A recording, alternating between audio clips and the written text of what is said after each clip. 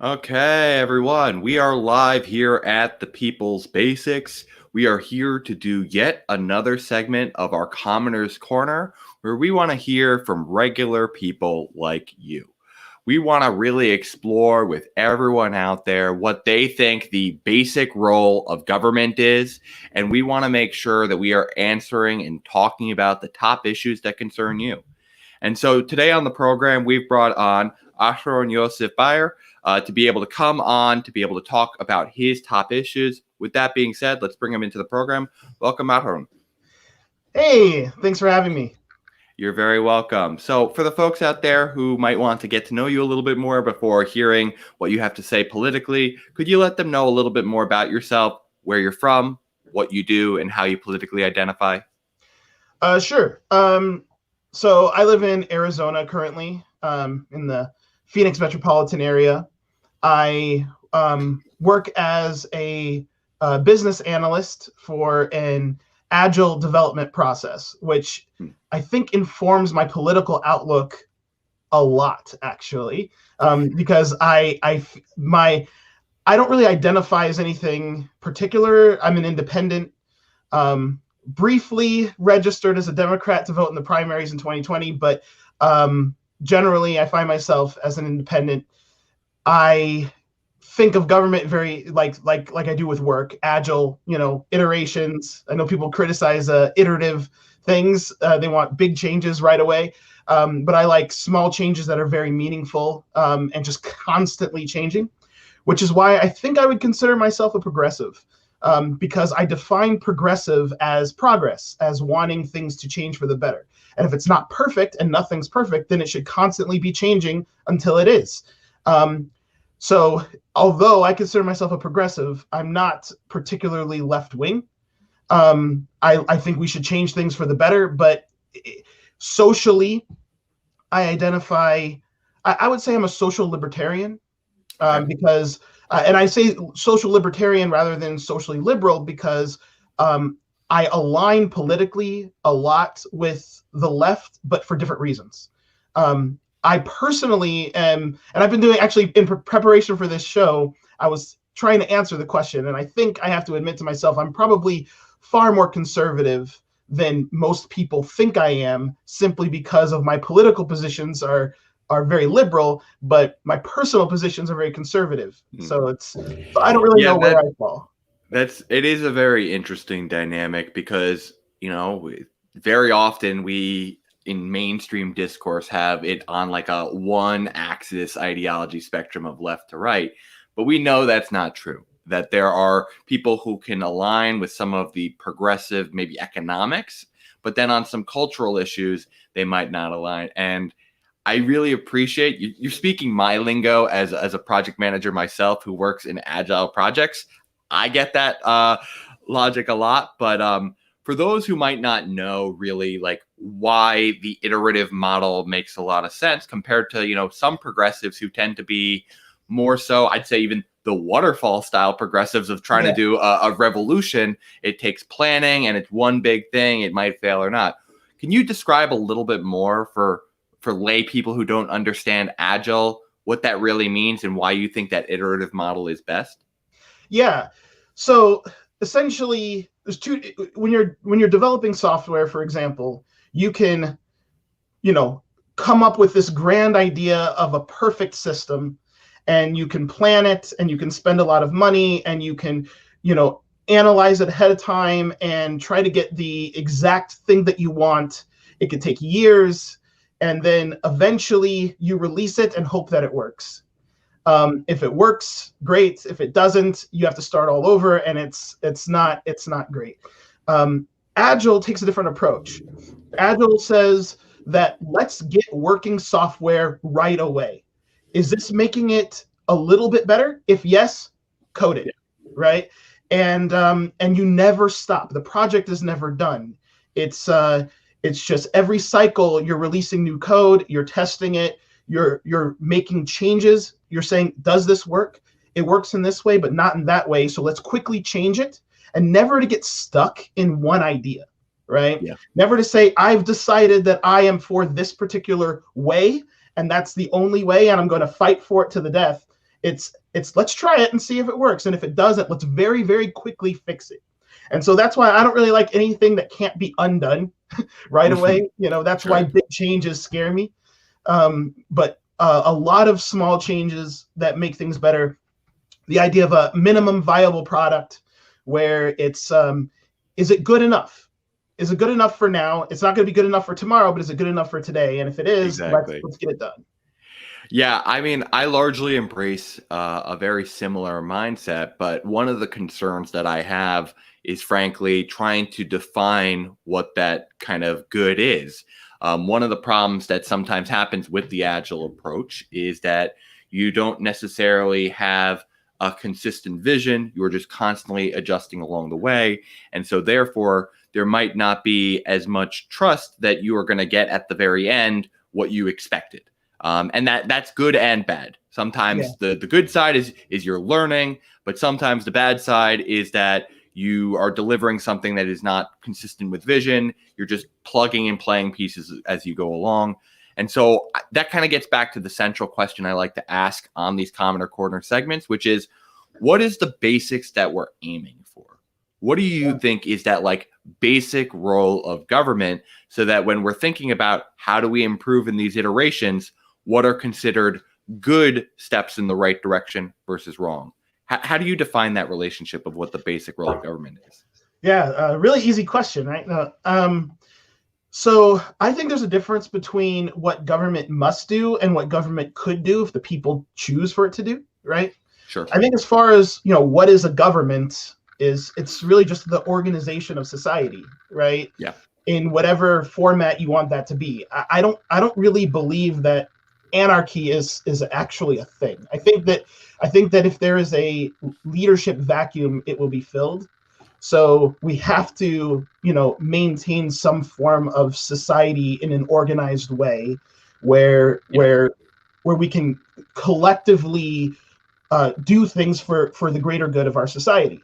And that's ultimately what the government is. Whether it's a monarchy or a democracy, it's all in order to keep the peace and to keep order and to allow for progress to happen, so that we're not just constantly at each other's throats. There's a saying in the Talmud. I'm Jewish, as you can tell. There's a saying that says that the role of government is to keep the big fish from eating the little fish. And you can apply that to really any form of government, because without it, there's just going to be survival of the fittest. So I feel like if survival of the fittest is how your society is working, then your government is probably not doing its job 100%. That I can definitely agree with. One of the foundational pillars that I see in government is its job to try and protect the security and the general welfare of the people. And I think when we talk about those issues, we can easily see that some people need more protection than others, and that we do have a respect for minority rights, because we certainly advocate for trying to make decisions collectively as a democracy and having a collective decision, but we want to make sure that the majority isn't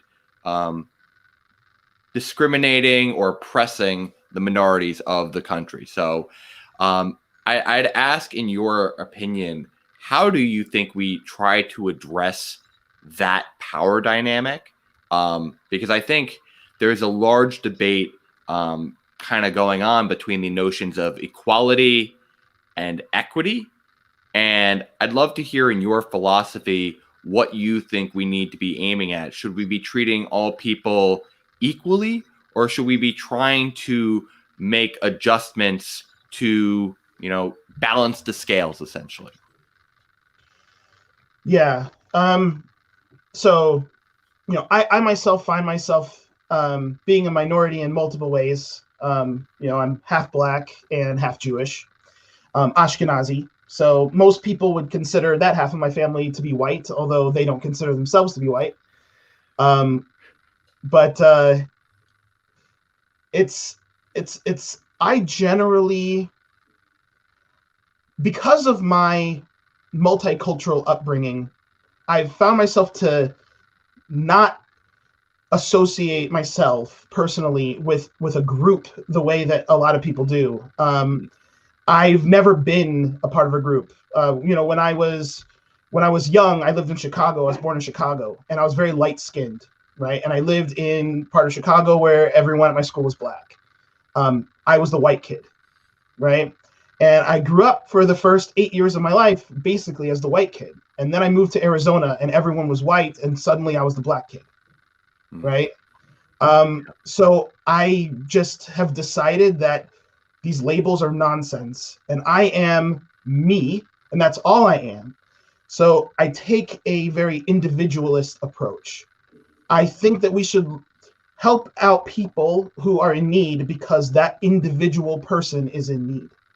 I don't really feel that we should be grouping people into races and things like that, or and doing things special for those people.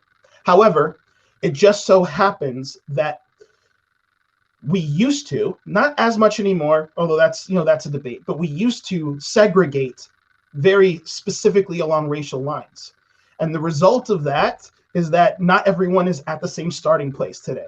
And I do believe that today things, are generally equal according to the law, which is a good thing.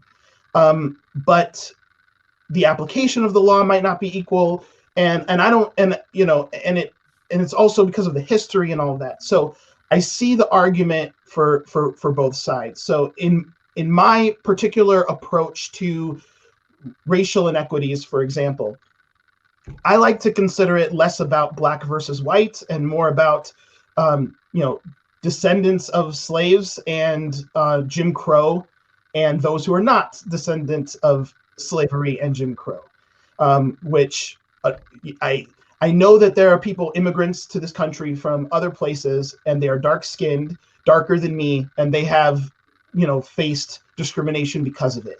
But I think that culturally and just in society, if you see someone who immigrates from Jamaica or from Africa, and they can come here without the history and that sort of kind of inherited anxiety that comes from being a descendant of the Jim Crow era, it's not exactly the same. So so I kind of look at it like that. Is your life affected by the the sins of the past, so to speak?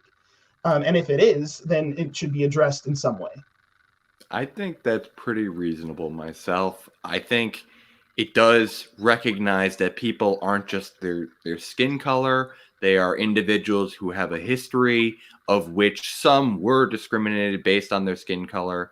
And I think we can both agree that there are inconsistencies in the application of the law today, and that there are some instances of discrimination in the law itself, but not nearly to the same degree as the Jim Crow era. Some of the things I think about is like redlining policy still being legal, but I digress. I generally agree with you that there is an imbalance, that we should be trying to rectify those that have been hurt by these past actions like Jim Crow and like slavery, but that we shouldn't be trying to just divide people on an identity group.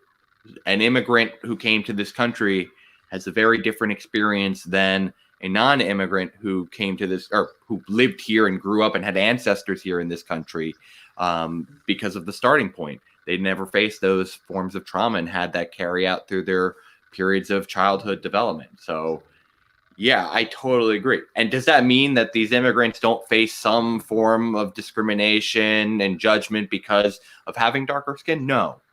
But I think, frankly, that is much more of a cultural issue than it is a political issue. Yeah. And I'd love to hear in your dynamic, like, when it comes involved for the government to come and step in. Because one of the cruxes of what you said before is that one of the basic roles of government is to have basically protection of the little fish from the big fish. And I'd love to know when you think it is the role of government to step in and provide that protection versus when it's just something that should be cultural or even free for someone to make that choice of discrimination like private organizations do. How do you try and draw that line of when government needs to step in to try and protect minority rights? Well, I think it really the obvious starting point is the government itself, right? Anything that the government has its hands in must be done in a fair way. All citizens treated equally. I don't think that skin color should be a determination on basically anything the government does. Um, uh, like I said, I think people whose families dealt with redlining and therefore they're economically disadvantaged because of it happen to be mostly black. So therefore, when we help those people, we will be helping black people. But that shouldn't be about skin color, right? So I think it starts with the government itself. It's harder when it comes to stepping in when there's individuals who are, you know, who are perpetuating the problems of the past, which do happen, and there's obviously bias. I think there's a lot less the government can do. I think that we have to do it ourselves.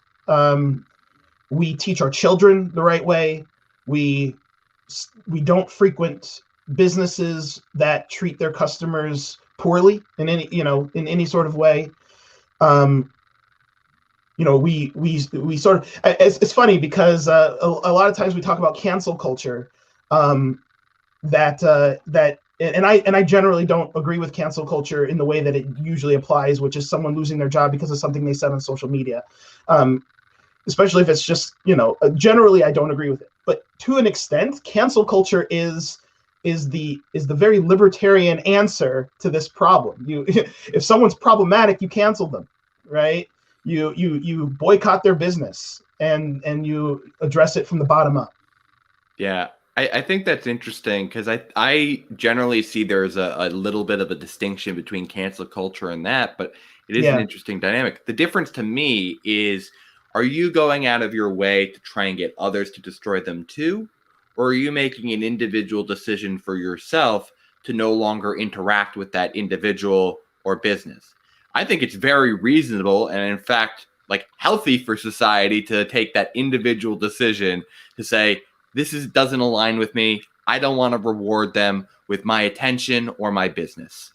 But it's another thing to go out of your way to just try and destroy someone's livelihood by getting others to then make that same decision. Now, you can obviously publicize information, but when you are basically calling on people to be like, hey, go contact this person's employer, here it is, or go leave a negative review on this business, then it goes out of the way. It's basically you're summoning the mob on them. But I think the individual decisions is 100% healthy and required in society. But that being said, Aharon, we're at the end of our time. And so I'd love for you to be able to give any of your final thoughts to the audience that you wish to share, as well as share with me any questions that you might have that I can address in my closing remarks. Sure. So I guess just final thoughts, since we sort of touched upon the topic of identity a lot in this conversation. I have to say that it's being someone who's Jewish, and someone who's black at the same time. My personal life experience has been that there's a lot more like anti-Jewish discrimination that I've experienced in my life than anti-black. And I think most people don't see it that way. When it comes to people who are Jewish, they just kind of treat them as white, so to speak. Maybe with me as an exception, but for most people as white. But the comments, it's the kids growing up, the jokes and stuff. It was. I definitely feel, if I feel like a discriminated class, it's because of being different culturally, not different physically. And I think that just society, we need to just be more aware that that when we talk about equality and how we treat people, we don't want to go the other direction, right? We don't want to start saying this group of people are victims and they are good and they require our empathy. And then this group of people, we don't care about them, right? I don't get that at all. I think even worse, that they're evil and they're perpetuating all the harm in society. I do feel you on that.